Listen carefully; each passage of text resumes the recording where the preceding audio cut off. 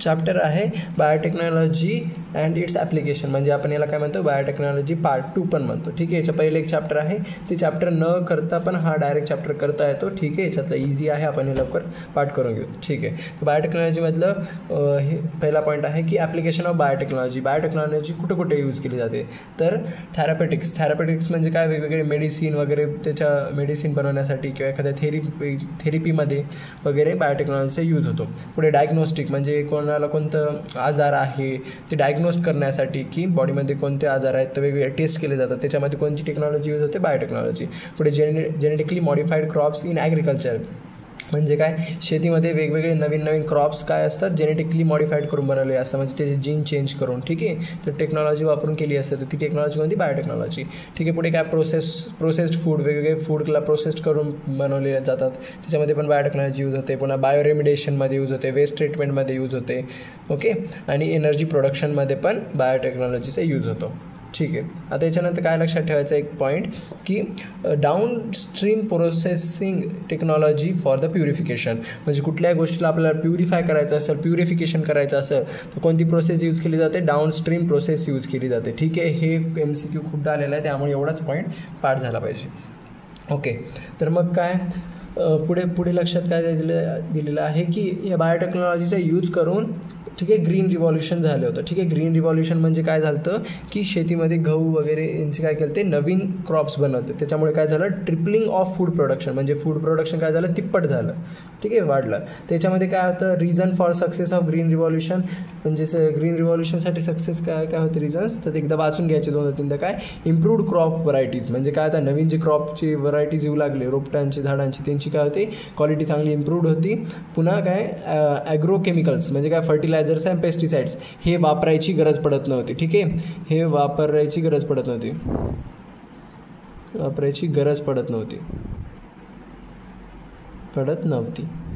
ठीक आहे, हे सगळं वापरायची गरज पडत नव्हती. याच्यामुळे काय व्हायचं की वेगवेगळे केमिकल्स आपण झाडांवर टाकायचो, मग ते आपल्याच पोटामध्ये येऊन डॅमेज करायचे. ठीक आहे, आता जेव्हापासून ग्रीन रिव्हॉल्युशन झालं तेव्हापासून हे वापरायची गरज नाही पडली. पुढे बेटर मॅनेजमेंट प्रॅक्टिसेस म्हणजे काय वेगवेगळे टाईममध्ये झाडं लावणं वगैरे याची सगळी बेटर प्रॅक्टिस सुरू झाली. ठीक आहे, एवढं लक्षात घ्यायचं.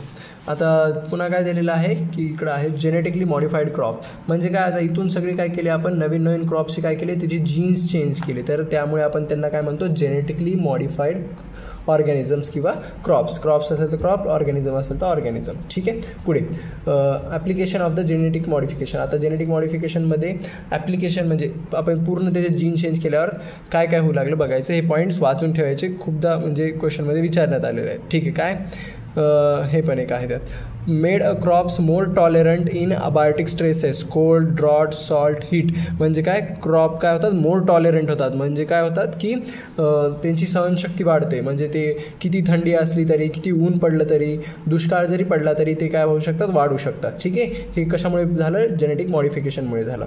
पुढे reduce the reliance on a chemical pest resistant crops झाले, म्हणजे काय झालं की त्यांचं जे प्रमाण होतं की केमिकल वापरून फर्टिलायझर्सवर पेस्टिसाइड्सवर कीटकनाशक वगैरे केमिकल असतात. ठीक आहे, त्यांच्यावर त्यांचं काय झालं जगणं वगैरे कमी झालं, म्हणजे सरसर त्यांचा यूज कमी झाला केमिकल पेस्टिसाइड्सचा. त्यामुळे आपण तशा क्रॉप्सला काय म्हणतो आता पेस्ट रेसिस्टंट क्रॉप म्हणतो, म्हणजे काय आता त्याच्यावर कोणतंच केमिकल वापरायची गरज नाही आपल्याला. पुढे help to reduce the post harvest loss, म्हणजे काय शेती झाल्यानंतर पण बरेच म्हणजे झाडाचे म्हणता येईल का पार्ट्स वगैरे उरले असतात, तर ते सगळं असं नाही, ते help to reduce the post harvesting losses, म्हणजे काय एकदा जर शेती झाली आपण सगळं गहू वगैरे काढला तर काय व्हायचं की ते जास्त दिवस स्टोअर केले की ते खराब व्हायचं, पण आता जेव्हापासून आपण जीन मॉडिफिकेशन केलं आपण त्याला खूप दिवस स्टोअर करू शकतो आणि ते गहू वगैरे जे असेल ते काय होणार नाही, खराब होणार नाही. ठीक आहे, म्हणून काय झालं पोस्ट हार्वेस्टिंग लॉस कमी झाला, कमी झाला. पुढे काय दिलं increase the efficiency of the mineral usage by plants, prevent the exhaustion of the fertility of the soil, म्हणजे काय झालं की प्लांट्सची जी आहे ती मिनरल इफिशियन्सी यूज करायची, म्हणजे जमिनीतून ते काय घेत असतात प्लांट्स, मिनरल्स घेत असतात. तर ते काय करू लागले, जेवढं त्यांना लागतं तेवढं प्रमाणामध्येच घेऊ लागले. ठीक आहे, त्याच्यामुळे काय होऊ लागले की सॉईल फर्टाईल राहू लागले. पुढे इन्हॅन्स्ड न्यूट्रिशनल व्हॅल्यू ऑफ फूड, म्हणजे जे आपण जे फूड खात होतो, जे जीन मॉडिफिकेशनमुळे झालेले जे नवीन फूड तयार होत होते झाडापासून, तर त्याच्यामध्ये काय झालं, न्यूट्रिशन व्हॅल्यू वाढली, चांगलं न्यूट्रिएंट्स त्याच्यामध्ये आता यायला लागलं. जसं एक्झाम्पल काय पाठ करायचं, क्वेश्चनमध्ये विचारतात की गोल्डन राईस काय करते, गोल्डन राईसमध्ये काय आहे, व्हायटॅमिन ए इनरिच राईस. म्हणजे काय की गोल्डन राईसमध्ये सर्वात जास्त व्हायटॅमिन ए असते. ठीक आहे, तर आता जेव्हापासून जीन मॉडिफिकेशन केलं तेव्हापासून गोल्डन राईसमध्ये काय झालं, व्हायटॅमिन एचं प्रमाण खूप जास्त झालं. ओके, तर हे झालेलं आहे न्यूट्रिशनल व्हॅल्यूमध्ये. तर हे पाठ करायचं, क्वेश्चनमध्ये विचारतात मॅच द फॉलोइंगला. ठीक आहे, आता पुढे सर्वात इम्पॉर्टंट. ठीक आहे, आता आपण जे काय म्हणता येईल की वेगवेगळे जे झाडांवर वगैरे काय असतात, कीटक म्हणजे किडे वगैरे बसत असतात. ठीक आहे, त्यासाठी आपण काय केलेलं आहे, एक इन्सेक्ट रेसिस्टंट प्लांट बनवला आहे. ठीक आहे, त्यासाठी काय केलं की आपण झाडच असं बनवलं की त्याच्यामध्ये जर त्याला झाडाला वगैरे कोणी काय खाल्लं, पान वगैरे खाल्लं, तर ते किडा मरून जावं. ठीक आहे, तर त्याचं एक्झाम्पल काय लक्षात ठेवायचं, बीटी कॉटन. बीटी कॉटन म्हणजे काय, बीटी म्हणजे काय, बॅसिलस थुरंजेनेसिस. बॅसिलस थुरंजेनेसिस नावाचा बॅक्टेरिया वापरला जातो कॉटनच्या झाडामध्ये. ठीक आहे, तर मग काय करतात, ते डायरेक्ट कॉटनच्या झाडामध्येच त्याच्या जीनमध्ये टाकून देतात. कोणत्या जीनमध्ये टाकतात, क्रायजीनमध्ये टाकतात. फक्त एवढं लक्षात ठेवायचं, क्रायजीनमध्ये टाकून देतात. कोणाला, बॅसिलस थुरंजेनेसिसला कॉटनच्या क्रायजीनमध्ये टाकून देतात. ओके, ठीक आहे, मग त्याला आपण काय म्हणतो, कोड फॉर बीटीटॉक्सिन. ठीक आहे, म्हणजे सॉरी, तर म्हणजे काय की बीटी कॉटन एक एक्झाम्पल आहे. ठीक आहे, म्हणजे जे आपण कापसाचे झाडं असतात त्याच्यामध्ये एक त्यांनी नवीन प्रजाती तयार केली, काय, बीटी कॉटन. ठीक आहे, त्याच्यामध्ये काय केलं की त्यांनी बॅसिलस थुरंजेनेसिस नावाचा बॅक्टेरिया त्या कॉटनच्या झाडामध्ये टाकला. ठीक आहे, बॅक्टेरिया म्हणजे काय, ते त्यांच्या जीन्समध्ये टाकून दिला. ओके, पुढे काय, क्रायजीन्स कोड फॉर बीटीटॉक्सिन, म्हणजे याचं जे विष असतं बीटीटॉक्सिन ते काय करतं, कोण कोड करतं याला, क्रायजीन कोड करतं. ठीक आहे, क्रायजीन कोड्स फॉर बीटीटॉक्सिन असं पाठ करून घ्यायचं. ठीक आहे, आता पुढे काय होते, पुढे काय झालं की त्यांच्या झाडावरनं असे वेगवेगळ्या प्रकारचे काय म्हणता येईल किडे बसायचे. ठीक आहे, तर कोणते कोणते, कॉटन बॉलवर्म, कॉर्न बोरर. ठीक आहे, हे बसायचे. तर त्यांचे हे पाठ करून टाकायचं. ठीक आहे, काय, क्राय 1 आहे बरं. ठीक आहे, हे स्लॅश नाही आहे, 1 आहे. ठीक आहे, 1 आहे, 1 म्हणजे असं रोमन नंबर मला 1. ठीक आहे, तर cry 1 AC and cry 2 AB हे कशामध्ये असतात, कॉटन बॉलवर्ममध्ये असतात. बस असंच पाठ करायचं, क्वेश्चनमध्ये असंच विचारलं जातं. कॉटन बॉलवर्ममध्ये कोण कोण येते, तर आन्सर आलं पाहिजे क्राय AC जीन येणार आणि क्राय 2 AB जीन येणार. ठीक आहे, पुढे क्राय 1 AB जीन कशामध्ये येणार, कॉर्न बोररमध्ये. ठीक आहे, रट्टा मारायचा पार्ट आहे. ठीक आहे, एवढंच पाठ करायचं. पुढचा नेक्स्ट पॉईंट काय आहे, बीटीटॉक्सिन आर इन्सेक्ट ग्रुप स्पेसिफिक. म्हणजे काय की बीटीटॉक्सिन जे आहे, जे बॅसिलस थुरंजेनेसिस आपण जे टॉक्सिन वापरली आहे बॅक्टेरिया, ती कोणाकोणाला मारू शकते, तर खाली दिलेल्या 3 ग्रुपवाल्या इन्सेक्टलाच मारू शकते. पहिला आहे काय, लिपिडोप्टेरा म्हणजे काय, tobacco budworms, army worms, cotton bollworm. ठीक आहे, हे सगळे कशामध्ये येतात, लिपिडोप्टेरामध्ये. पुढे कोलेप्टेरामध्ये कोणते येतात, बीटल्स वगैरे येतात. ठीक आहे, पुन्हा डिप्टेरियामध्ये काय येतात, फ्लाईज अँड मॉस्किटो म्हणजे घरातल्या उडणारे माशा वगैरे असतात ते, आणि मच्छर. यांना सगळ्यांना मारण्यासाठी कोणतं टॉक्झिन वापरलं जातं, बीटी टॉक्झिन वापरलं जातं. ठीक आहे, हे एवढं लक्षात ठेवायचं. ओके, हां, आणि आता इथं स्पेशल एक लक्षात ठेवायचं की एकच गोष्ट की बीटीटॉक्सिनमध्ये कोणतं असते, इनॅक्टिव्ह प्रोटीन असते. ठीक आहे, इनॅक्टिव्ह प्रोटीन क्रिस्टल असते, त्याला काय म्हणतो, प्रोटीटॉक्सिन. ठीक आहे, हे लक्षात नाही ठेवायचं, पण काय असतं, इनॅक्टिव्ह प्रोटीन असतं. ठीक आहे, कशामध्ये, बीटीटॉक्सिनमध्ये, या विषामध्ये जे आपण झाडामध्ये टाकलेलं आहे. तर हे काय होत असतं की किड्याच्या पोटात गेल्यावरच ॲक्टिव्ह होत असतं. ठीक आहे, मी फक्त एवढंच लिहितो की इन्सेक्टच्या पोटात ॲक्टिव्ह होतो, ॲक्टिव्ह होतो. ओके, पहिले काय असतो, नॉर्मली तो इनॅक्टिव्ह प्रोटीन असतो. कोण, बीटीटॉक्सिन कसा असतो, नॉर्मली इनॅक्टिव्ह प्रोटीन असतो. जसा तो इन्सेक्टच्या पोटात जाईल तो ॲक्टिव्ह होतो. मग म्हणजे काय, त्याचं विषचं काय करतं, काम सुरू करते. विष म्हणजे तो विष तयार करून त्याला मारायला काम सुरू करते. आलं लक्षात, फक्त हे असं स्टेटमेंट लक्षात ठेव, बाकी बाहेर कुठून क्वेश्चन येत नाही. एवढंच पाठ करायचं, स्पेशली तर हेच पाठ करायचेच. क्वेश्चनला मॅच द फॉलोइंगला हमखास येणारच आहे. ओके, पुढे आता नेक्स्ट आहे. नेक्स्ट म्हणजे काय दिलेलं आहे, सरळ सरळ त्यांनी एक झाड दिलेलं आहे पेस्ट रेसिस्टंट म्हणून. त्यांना एक कन्सेप्ट होती की त्या झाडाच्या मुळामध्ये काय होऊ लागलं, गाठी तयार होऊ लागला, नॉट तयार होऊ लागला, गाठी. ठीक आहे, तर त्या डिसीजला काय म्हणतात एवढंच लक्षात ठेवायचं.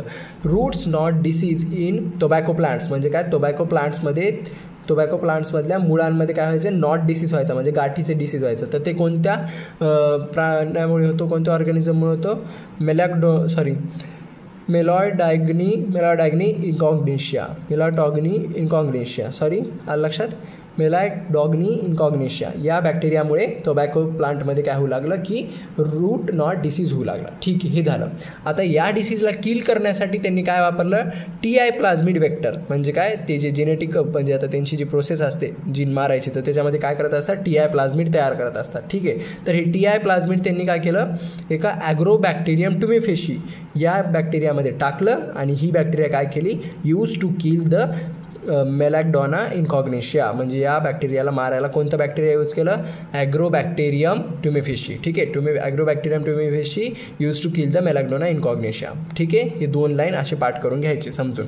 डिसीज ओके, डिसीज कोणता आहे, मेलॅकडॉना इन्कॉग्नेशिया. डिसीज कोणत्या काय म्हणता येईल, डिसीज कोणत्या बॅक्टेरियामध्ये, मेलॅकडॉना इन्कॉग्नेशिया. ठीक आहे, तर मग त्याचं काय, त्याला मारण्यासाठी काय वापरलं जातं, TI प्लाझ्मिड. ते काय केलं जातं, ॲग्रोबॅक्टेरियममध्ये टाकलं जातं, ॲग्रोबॅक्टेरियम टुमेफेशी, आणि हे याला मारायला यूज केलं जातं. ठीक आहे, आलं लक्षात.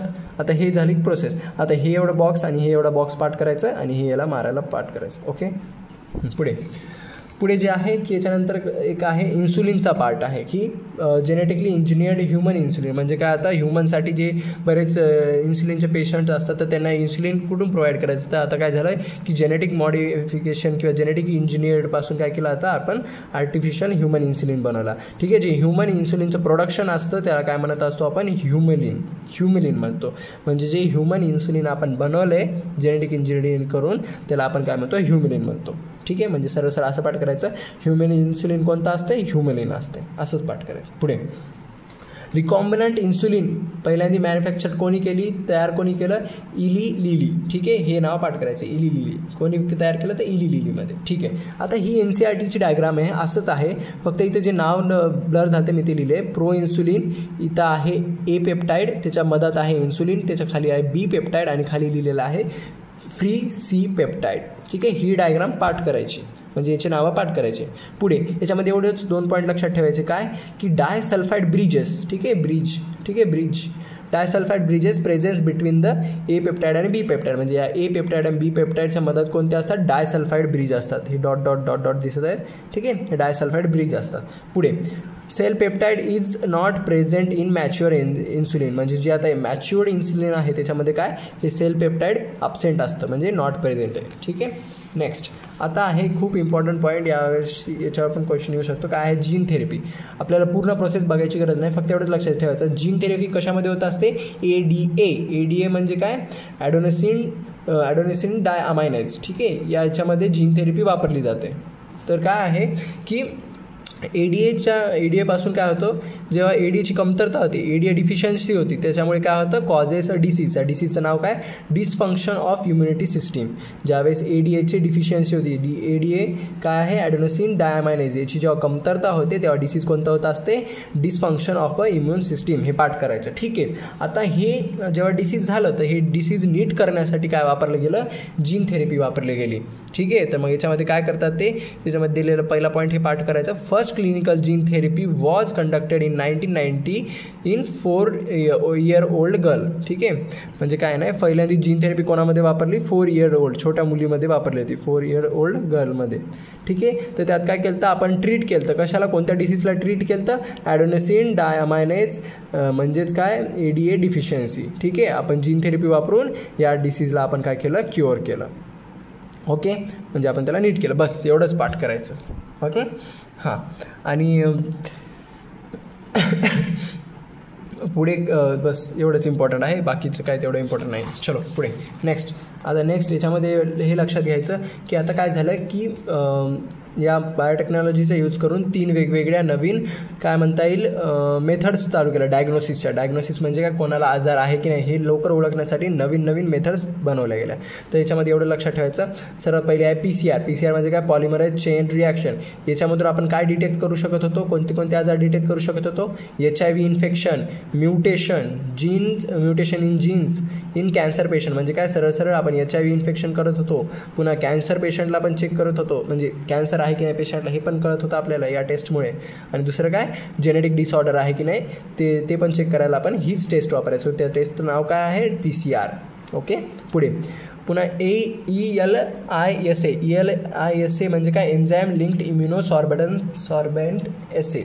ठीक आहे, हे आपण ही टेस्ट कशासाठी वापरायचो, एड्स आहे की नाही चेक करायला वापरायचो. ठीक आहे, एवढंच पाठ करायचं. आणि याच्यामध्ये एवढं लक्षात द्यायचं की अँटीजन अँटीबॉडी इंटरॅक्शन होत असतं. ठीक आहे, हे वापरलं जातं याच्या प्रोसेसमध्ये.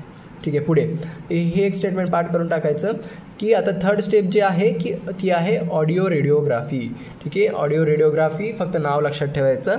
तेवढं त्याच्यावर क्वेश्चन येतं, फक्त त्यात काय लक्षात ठेवायचं, त्याची एक प्रोब नावाचं काही गोष्ट वापरली जाते. Probe will not hybridize with mutated gene. ठीक आहे, लक्षात राहिलं. ठीक आहे, नाही राहिलं तर इट्स ओके, एवढं काय नाही. बट हे दोन त्यांचे कोणामध्ये यूज होतात, कशासाठी टेस्ट यूज होतात ते पाठ झालं पाहिजे. ओके, पुढे आता आहे ट्रान्सजेनिक ॲनिमल. ट्रान्सजेनिक ॲनिमल्स म्हणजे काय, हे आपण नवीन जे चेंजेस करत आहोत जीन्समध्ये, तर ते वापरण्यासाठी प्राण्यांवर टेस्ट केले जातात ते जीन्स. ठीक आहे, म्हणजे एक्सपेरिमेंट करायला जे प्राणी वापरले जातात त्यांना आपण ट्रान्सजेनिक जीन्स असं म्हणतो. ठीक आहे, तर सर्वात जास्त कोणते आहे ट्रान्सजेनिक ॲनिमल्स, तर 95% of transgenic animal is MICE. म्हणजे काय, आत्तापर्यंत आपण सर्वात जास्त टेस्ट कोणावर केले आहेत, माईसवर केलेले आहेत, आणि ते पण चांगल्या वेळेला, म्हणजे की जे सक्सेसफुल झाले, तर त्यांना आपण काय म्हणतो, ट्रान्सजेनिक ॲनिमल्स म्हणतो.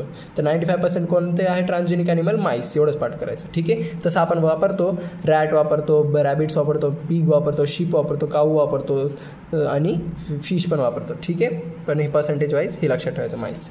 पुढे आता आहे ना, याच्यामधले काय झालेलं आहे, युसेज ऑफ ट्रान्सजेनिक ॲनिमल्सपासून युसेज करून वेगवेगळ्या गोष्टी बनवल्या आहेत. पण आपण याच्यामधलं मोजके तेवढेच पॉईंट लक्षात ठेवणार आहेत की ट्रान्सजेनिक मॉडेल्स तयार केले स्टडीसाठी. कशासाठी, एक्झिस्ट फॉर स्टडी. ठीक आहे, म्हणजे हे जसा तसा पॉईंट पाठ करायचा पूर्ण की काय दिलेलं आहे, transgenic models exist for study of disease like cancer, cystic fibrosis, rheumatoid arthritis आणि अल्झायमर.